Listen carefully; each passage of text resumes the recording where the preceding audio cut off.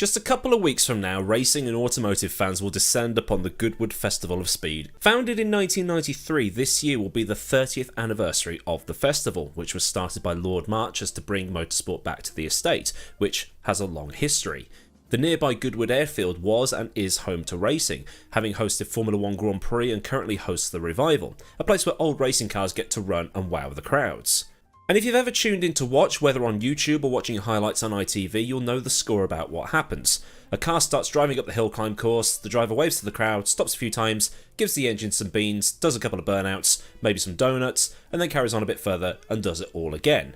You get to see things like the original drivers in their original cars, cars that won Formula 1 World Championships, cars that dominated Le Mans, cars that ripped up the Tundra in the Safari Rally, and so on. If you're 10, it's the best thing you'll ever see on TV. And I really need to get down there at some point. But there is another part to the show, the hill climb shootout. This is where somebody who has a lot of money entrusts a professional racing driver to drive a priceless racing car as fast as possible up the hill. This is done on the Sunday, and in my opinion a bigger deal needs to be made about this. It's like the Top Gear power lap chart but for vintage cars. In recent years the shootout has been talked about because it's been dominated by exotic prototype cars that push the boundaries. In 2018 and 2019 Romain Dumas set the fastest times of the shootout in the Volkswagen IDR, an all-electric prototype monster.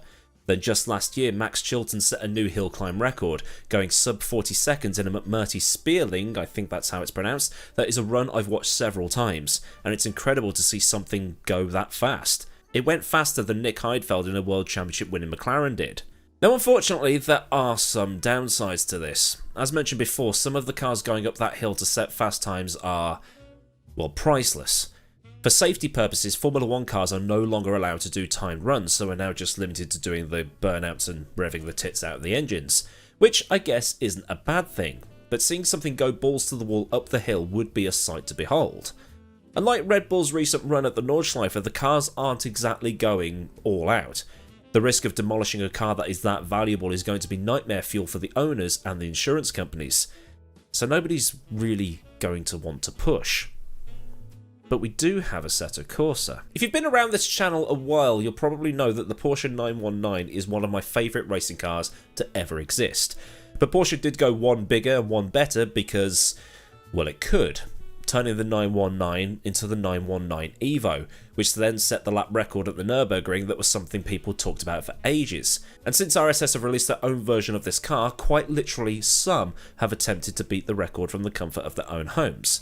Because no repair bills, you can constantly reset, and there's the ability to, well, try hard.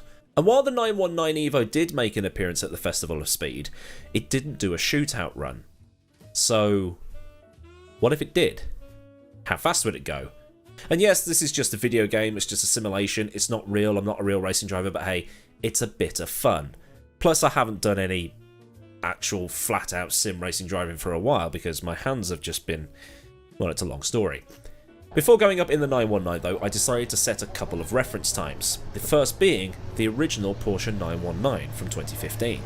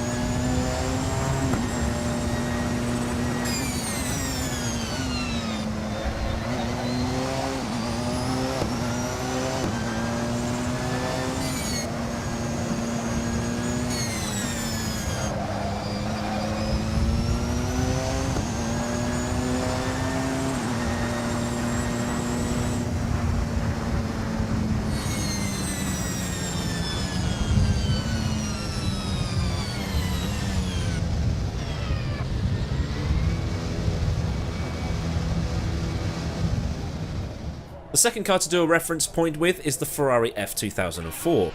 A better comparison baseline might be the W11, but people like a V10, so a V10 is what I'll use. This should be a tad quicker.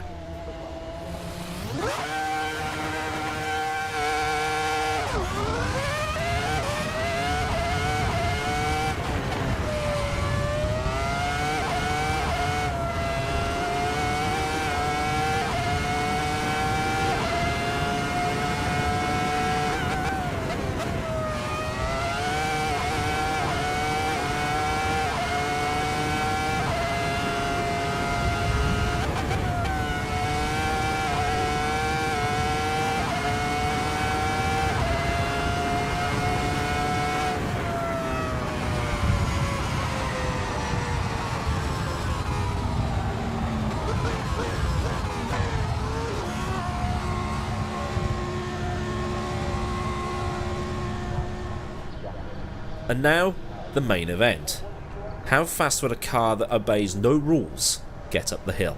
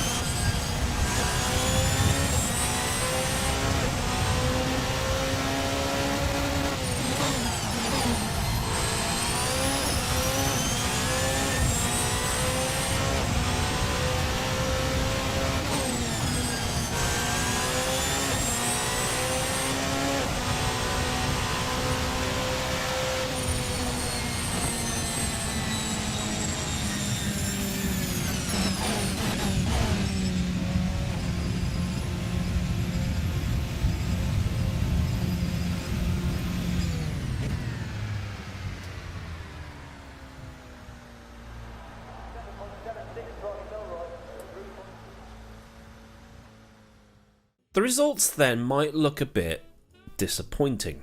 Just 4 seconds faster than the original 919 was, considering around Spa the EVO was 12 seconds faster, but I guess that's due to the nature of this particular track. Can't maximise the entry and exit due to it being so narrow, and can't maximise the top speed advantage that it has in a straight line, and that was with deploying all the hybrid when it was possible to do so. And I ran out just before the line.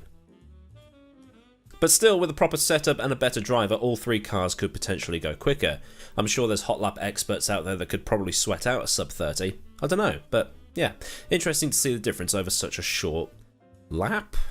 It's not really a lap though, is it? But if you do go sub 30, send it to me on Twitter. Links to my socials are in the description. Let's turn this into a proper hot lap competition. Let's see what people can do. Maybe get Jimmy on board.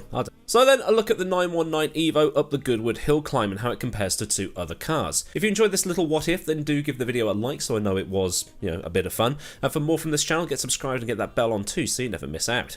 Massive thanks as ever to the kind folk of Patreon for the support, and if you want to help out at a more personal level, then links to everything are in the description, including the F1 store affiliate link where I'll get a kickback for anything you buy. Well, the super thanks if you just want to buy me a cold drink. I definitely need one after all that driving. So until next time, I've been AdmiralLaWind, have a great day wherever you are, and goodbye.